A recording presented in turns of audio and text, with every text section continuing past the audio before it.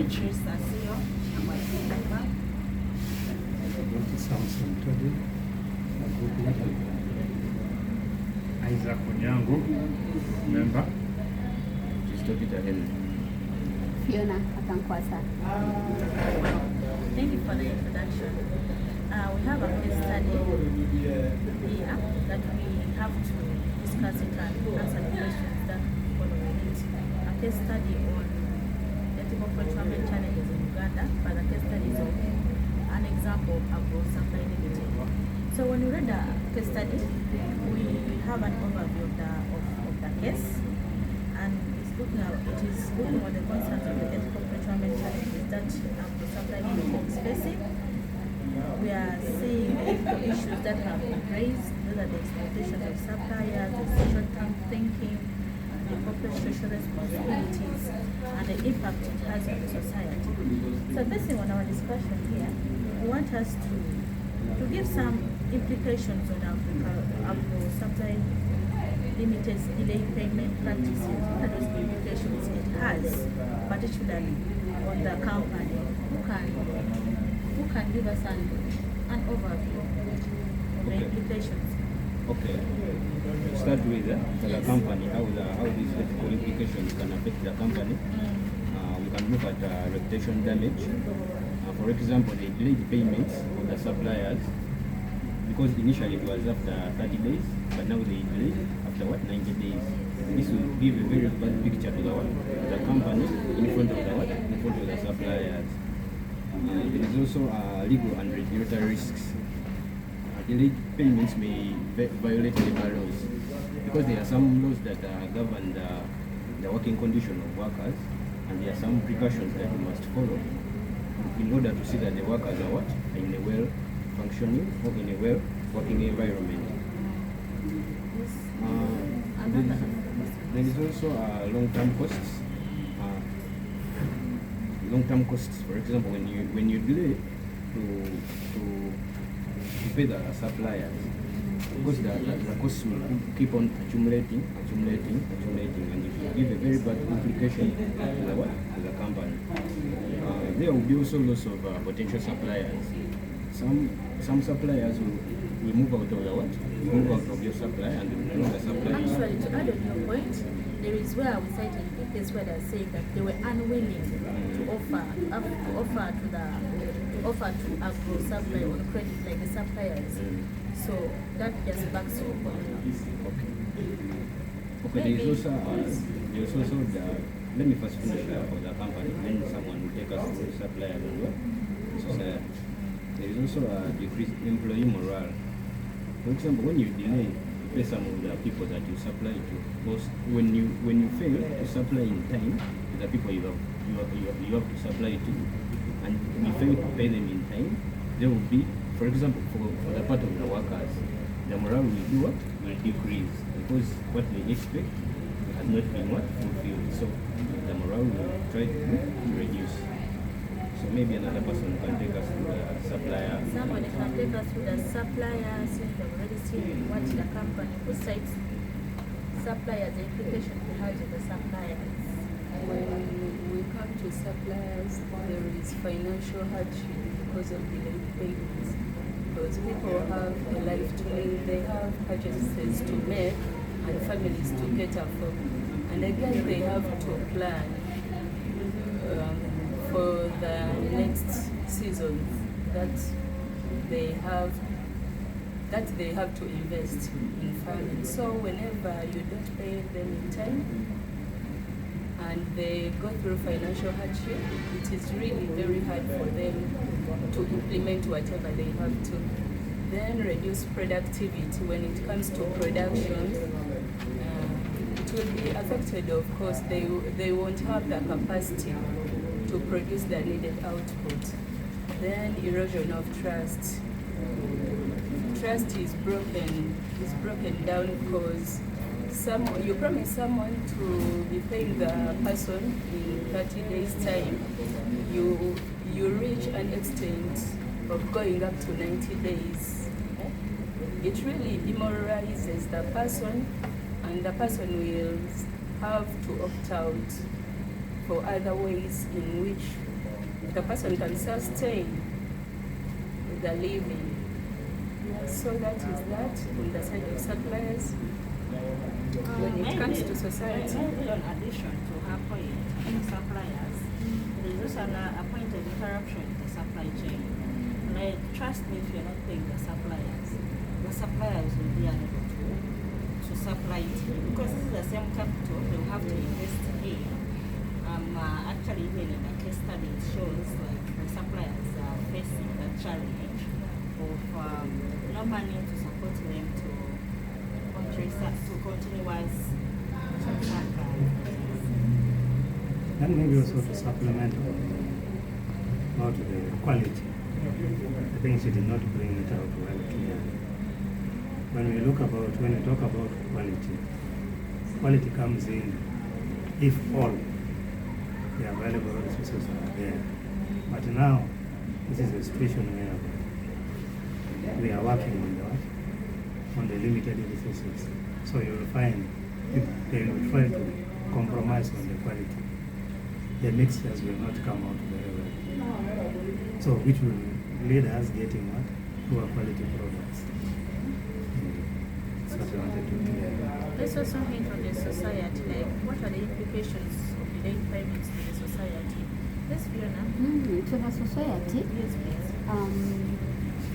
we have seen that it has affected the rural livelihoods, where you find that there's some increase in poverty and inequality, where the farmers or smallholder farmers and their families are affected much. But if the suppliers, the smallholder farmers have supplied to a certain company, now this is our AgroSupply Limited, and they have delayed to pay them, on a societal level, we find that the families cannot extend their services or taking care of the families to make sure that there's a continuity of either happiness or maybe the moral financial resilience. So there's the way how it keeps them in bottlenecks of having access to livelihood services. Yeah. Okay, thank you so much for that. I may also talk about the society. Like in the society, they will do working in the agricultural sector. They're not paying suppliers, so meaning and these are local people who will be totally weekend. They won't have the money to continue growing. That's how the agricultural sector will just end up vanishing. Okay, And thank I you. see there's when we were discussing as a group, we looked at the tables that we had came up with, showing the percentage of the wealthier or the stable farmers and those who are just starting. So in that table where we have shown the percentage of the wealthier, we saw that if the company delays to pay them within 90 days, for them they are not much affected. But those ones who are still less earners, or the smallholder farmers who are still struggling, within 90 days they have completely collapsed down. Okay. Yeah. Let's look at what are some of the strategies cited in the case that the AgroSupply Limited is using. Then we shall also look at ways on how to balance that. Yes, Peter. So looking at AgroSupply's procurement strategy, mainly they focus on the short-term gains vis-a-vis the long-term gains for the company. So this affected their supply chains in the long run, actually. So the other strategy that they focused on was the cost-cutting measures, whereby they prioritize, they put priority on financial stability.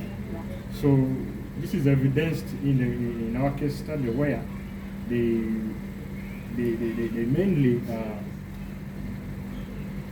focused on having their financial liquidity, cash flow,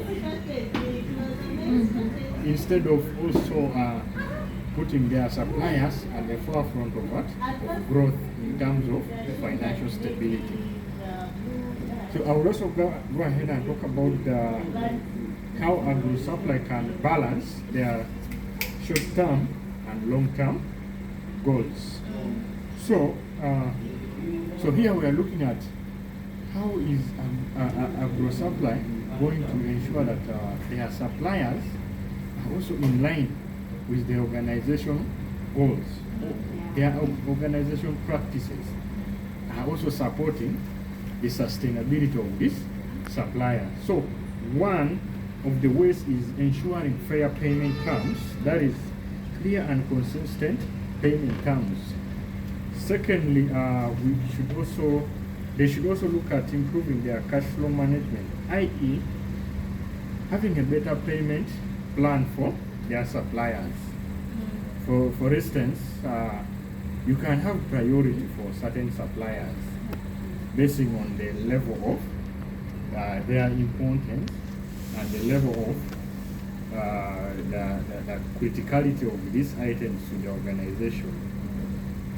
Thirdly, I will look at the supplier development program, that is collaborating with suppliers to ensure we have a shared goal, that is in terms of payment, in terms of addressing their problems. For instance, in case they are facing financial difficulties, you can also try to reach out to them and say, why don't we work out this in this manner? Okay. Thank you. Thank you so much for giving us an elaboration on that. Question number 3 also emphasized us also to propose a governance framework that AgroSupply Limited could implement to ensure ethical procurement practices and address power imbalances in the supply chain. When you look at this question, how can we address it? What comes into our minds? I think when you look at the governance framework, when you're developing a governance framework, like we discussed in class, these are policies, right? Yes. They also say that there would be structures that an organization can use, actually can impose in place to guide us to ethically do the procurement activities. So here we can see that actually we can develop a supplier code of conduct with clear policy or principles on which we are to do it, right? Yeah, how we are to do our procurement. Like if it's 30 days payment, let it be that. Without compromising. Without compromise. Okay. Then we also looked at, we can also build capacity of our suppliers and also support the small scale agricultural holders, right? Actually, under capacity building, we can talk about training, provision of skills, fair contracts, and access to inputs and resources. Those are some of the examples of building capacity for the supplier. How about the body concern with these farmers intervening to ensure that that area payment Under capacity is it building, out the supplier for the conduct. no, as a point. Another point. Another point. Okay. The body involved. Okay. The body concerned. The board, Stakeholders. the stakeholders concerned. Still the stakeholders. Maybe that one will come out now under the point of collaboration with the other stakeholders. Yes. Okay. Then we looked at also transparent and fair pricing, where we have to draw clear, transparent pricing mechanisms, the price flows, policies, how we are going to share the profits of value distribution models. Then Long-term contracts. Then we also have the third party certifications and auditing. Maybe somebody throw an light under that. Okay, maybe under audits, we need to do continuous audit. Like, when you audit, maybe we have quarterly audits, you get to know where are our faults, what do we need to do. Here in AgroSupply, we're not actually saying anything on the case study about it. It's just, actually, there are no audits being Yeah. So audit was And also collaboration with suppliers. At least that one we already discussed about. Yeah. We come together as the stakeholders, the suppliers, the customers, the boards. And then we also see ways of aligning with the corporate social responsibility. How do we align? Let's just throw a quick light about this brainstorm. How Alignment means some of the practices that we are doing that can improve on the welfare of the what? The environment. one, give me one. Yeah, for example, environmental sustainability. Sustainability means doing something that can easily help the organization, not for the short term, but also looking into the what? Looking into the future. And the second one is economic development. For example, giving back to the communities, like construction of the road, putting the schools in that community. That is one of the responsibilities. And also add on the ethical labor practices where you see we cannot employ minors to come and work. Yeah.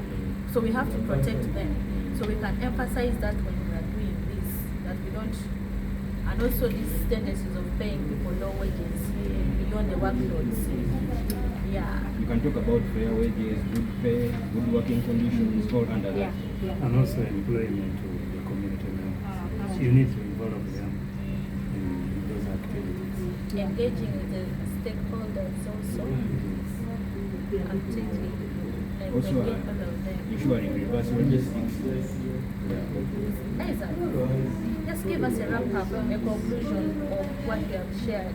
But Okay, now. remember, even I think they also wanted us to highlight on how can they build the trust. Oh, yeah. How can they, the AgroSupply Limited, how can it build the trust since it has already created Their its- trust. Yes, in the community. So how can it increase it or build it again so that the suppliers can trust it and supply it with one hand that they will pay up this time around they are serious on what they are saying. I think one of that is by engaging all the stakeholders. Yeah. When you are doing an activity, you bring all people involved. You will find there is transparency in such activities. maybe also transparency as a point on its own. Yes. It's also a point on its own whereby you present the transparency, pay suppliers, follow the policy. You say 30, follow the 30. And Be also open on the pricing. I also think communication is also key here. Because everything that happens, you have to communicate earlier so that others can know what is actually happening. If there's a default, they can understand. But when you have not communicated and you keep quiet, nobody will understand what you're going through. So it's better for you to communicate, air out your voice to the people so that they know. And in case of any delays, they're already aware of it. Yeah, we can talk about this. Proper? Proper planning. Okay, I think we can go to the since we have aired out some of the points, we can go to the conclusion. Exactly. Give us a I just wanted to add on what about the audits. So the purpose of audits is to determine where there are gaps in our what in the processes and practices. So all this audit process is aimed at what are some areas that we need to improve on. So in conclusion, AgroSupply, a case to our case study, should work on improving their transparency,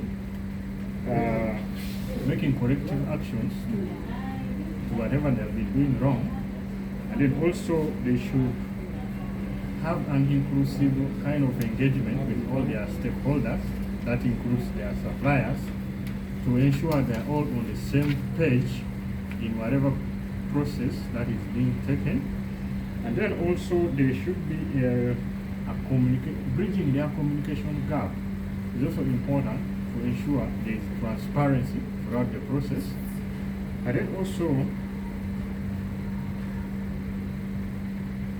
doing certifications of getting ISO certifications to ensure you're dealing with legit suppliers and making sure that the process is efficient to meet every stakeholder's goals. Thank you so Thank you. much. Thank you And so much wrapping for up that. with continuous involvement. They make sure that they review each and every step. If they have sat and said, this time around we have this strategy, they have to put a timeline to review that strategy they have put. Has it worked or has it not worked? Then they review and see if they can either revert or not. Yeah. Thank you so much. Thank you so much. Thank you. Thank you so much. See you next time.